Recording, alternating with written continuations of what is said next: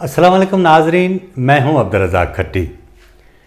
Extension और extension, ज़ाहिर है कि तीन जो है एक्सटेंशन हैं और ये इसके पीछे राज क्या है, ये बड़ी अहम और मज़ेदार बात है। और इस एक्सटेंशंस जो हैं, यानी जो तीन एक्सटेंशंस हैं, उसके दरमियान रुकावट कौन कौन है और कौन कौन सी रुकावटों को अबूर किया जा सकता है, ये है पाकिस्तान का सियासी मंजरनामा, जिसमें मुल्क के अहम इदारों का इंतहाई अहम किरदार है। जिस तरह आपको मालूम होगा कि आइंदा माह अक्टूबर में चेयरमैन नैब की मुद्दत मुलाजमत ख़त्म हो रही है और पाकिस्तान के कानून के तहत चेयरमैन नैब जो हैं, नए चेयरमैन नैब का जो तकर्रुर है वो लीडर ऑफ अपोजिशन और कायदे ऐवान यानी वज़ीर आज़म मिलकर करते हैं। और उसका यही तरीक़ेकार है जिस तरह चीफ इलेक्शन कमिश्नर का होता है, और उसके बाद सदर ममलिकत एक नाम पर इत्तफ़ाक़ राय के बाद उस नाम की मंजूरी देते हैं और इसी तरह चेयरमैन नैब का तकर्रुर होता है। लेकिन मौजूदा चेयरमैन नैब ने जिस तरह मौजूदा हुकूमत के एजेंडे को आगे बढ़ाने में जो है वो तन मन की बाजी लगाई और अपने खिलाफ जो कुछ हुआ उसको बर्दाश्त भी किया, अब सारी सूरत हाल में हुकूमत की जो जिम्मेदारी है उसमें इजाफा हो गया और वो चाहती है कि मौजूदा चेयरमैन नैब हैं उनको कम अज़ कम 8 माह तक तो किसी सदारती आर्डीनेंस के ज़रिए उनकी मुद्दत मुलाजमत में तोसी दी जाए, ताकि वो अपने जो एजेंडे हैं उसके तहत उन मामलात को आगे बढ़ाए और जो मुस्तकबिल के लिए उन्होंने प्लान किया है उसको आगे बढ़ा सके। अच्छा, इस सिलसिले में बड़ी ही अजीब किस्म की मुख्तलिफ सर्कल्स में जो डेवलपमेंट हो रही हैं, मैं चाह रहा था आज वो आपके साथ शेयर की जाए। लेकिन उसमें जो सबसे बड़ी रुकावट है वो है इलेक्शन कमीशन। अब इशू ये है कि आपको ये मालूम भी होगा कि आइंदा साल 2022 में जो है वो मौजूदा chief of army staff general Qamar Javed Bajwa की नवंबर में जो है वो उनकी जो मुद्दत मुलाजमत 3 साल की जो इजाफी दी गई थी वो ख़त्म हो जाएगी। यहाँ भी एक बड़ी मज़ेदार किस्म की सूरत हाल है कि हमारे जो ज़राए हैं वो बताते हैं, और ख़ुद इमरान खान साहब की भी चॉइस भी है और मजबूरी भी है कि वो general army chief general Qamar Javed Bajwa साहब को 1 साल की मज़ीद एक्सटेंशन दें।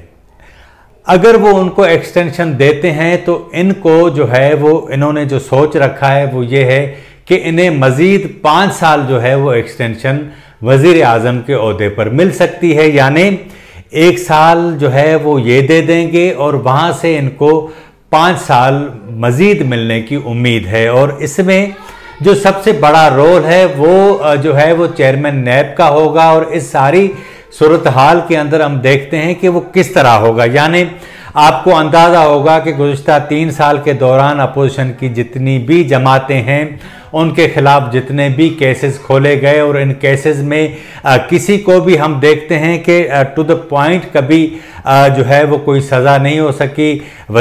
साबिक वज़ीर आज़म मियाँ नवाज शरीफ को भी करप्शन के बजाय ऐसे मामलात पर सज़ा दी गई जिनका इन सारे केसेस से कोई ताल्लुक नहीं था। और अब ये सारी चीज़ें आहिस्ता आहिस्ता इस तरह खुलती जा रही हैं। जिस तरह आपको याद होगा कि सुप्रीम कोर्ट ने जनरल ज़ियाउल हक के दौर में जनरल ज़िया की मर्जी मंशा रखने के लिए जुल्फ़िकार अली भुट्टो को जो है वो शहीद करने का हुक्म दिया, और वो आज तक पूरी जो पॉलिटिक्स है उसमें उसे एक सियासी कत्ल माना जाता है। लेकिन अभी तक सुप्रीम कोर्ट ने वो जो दाग अपने ऊपर लगा हुआ था उसको कभी धोने की कोशिश नहीं की।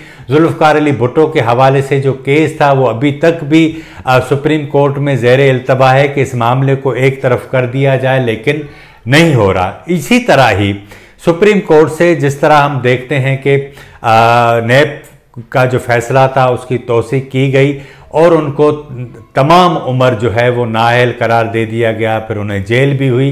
ये वो सारे मामलात थे जिनको हमारी अदालतें जो हैं वो किसी दूसरे का सियासी एजेंडा पूरा करने के लिए अपने कंधे इस्तेमाल करती हैं। और फिर हम देखते हैं कि किस तरह मुंतखब वज़ीर आज़म जो हैं वो अपने ओहदों से नाअहल हो जाते हैं। लेकिन जो लोग इस मुल्क के अंदर आइन की खिलाफ वर्जी करते हैं, आइन का तिया पांचा करते हैं, आइन को तोड़ते हैं, उनको सज़ाएं भी हो जाती हैं। लेकिन इत्तेफाक तो देखें कि जो लोग सज़ाएं, जो जजेस सज़ाएं देते हैं, उन्हें कोरोना हो जाता है, फिर कोई तहकीकात नहीं होती और वो ये जहान छोड़ जाते हैं।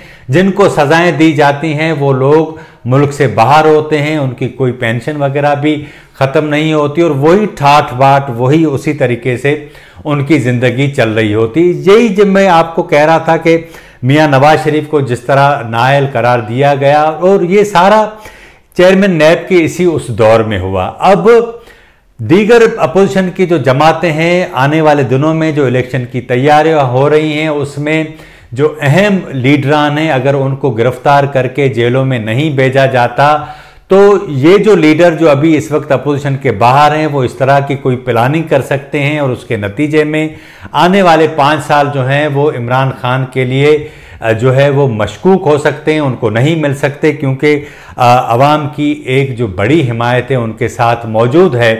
तो इस सारी सूरत हाल के अंदर एक नया फिनोमेना जो है वो अब पैदा होता जा रहा है। एक तरफ चेयरमैन नैब हैं, उनको एक्सटेंशन अगर मिल जाती है, फ़र्ज़ करें 8 माह की एक्सटेंशन अगर वो सदारती आर्डिनेंस के ज़रिए देते हैं और सुप्रीम कोर्ट में अगर अपोजिशन ये केस ले जाती है और वहाँ से इनको तौसीक मिल जाती है तो ये सदर का वैसे भी आइन में अख्तियार है कि 100 जो है वो 20 दिन के लिए आर्डिनेंस जारी होता है, फिर 120 दिन के लिए उसमें मज़ीद जो है वो तौसी हो सकती है। तो ये 8 माह तो हो जाएंगे। ये तकरीबन जून जुलाई 2022 का जो है वो मरहला आन पहुंचेगा और इस दौरान मुमकिन है कि अगर 1 साल की एक्सटेंशन मज़ीद दे दी जाए और उसके बाद इमरान खान जो हैं वो नए इंतखाबात का ऐलान कर दें तो मुमकिन है कि ये सारी सूरत हाल जो है वो उनके हक में चली जाए। अब यहाँ आते हैं कि सबसे बड़ी रुकावट क्या। एक तो यह है कि इलेक्शन कमीशन EVM पर इंतखाबात के फैसले को कबूल नहीं कर रहा, वो डटकर खड़ा हो चुका। वो कहता है कि जो मशीन हुकूमत ने बनवाई है उसको किस तरह जो है वो उसके ऊपर एतबार किया जा सकता है। नंबर 1, हाँ, अगर ये काम इलेक्शन कमीशन के मार्फत या इलेक्शन कमीशन खुद करवाता, उनके अंदर जो चीज़ें हैं वो इलेक्शन कमीशन उसके ऊपर इत्मीनान करता तो ठीक है। लेकिन ये जो सारी सूरत हाल बनती जा रही है उसमें इलेक्शन कमीशन सबसे बड़ी रुकावट है। तो कहा यह जा रहा है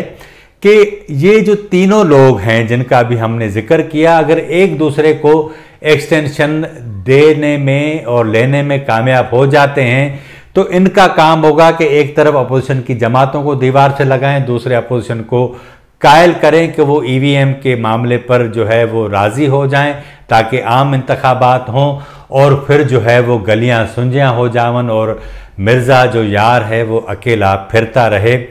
आज के प्रोग्राम में इतना ही। अगर आपको हमारा प्रोग्राम अच्छा लगा हो तो हमारे चैनल को ज़रूर सब्सक्राइब करें, लाइक करें, शेयर करें और अपनी राय का इजहार ज़रूर करें ताकि आने वाले दिनों में हम अपने इस प्रोग्राम को मज़ीद बेहतर बना सकें। मुझे इजाज़त दीजिए। अल्लाह हाफ़िज़।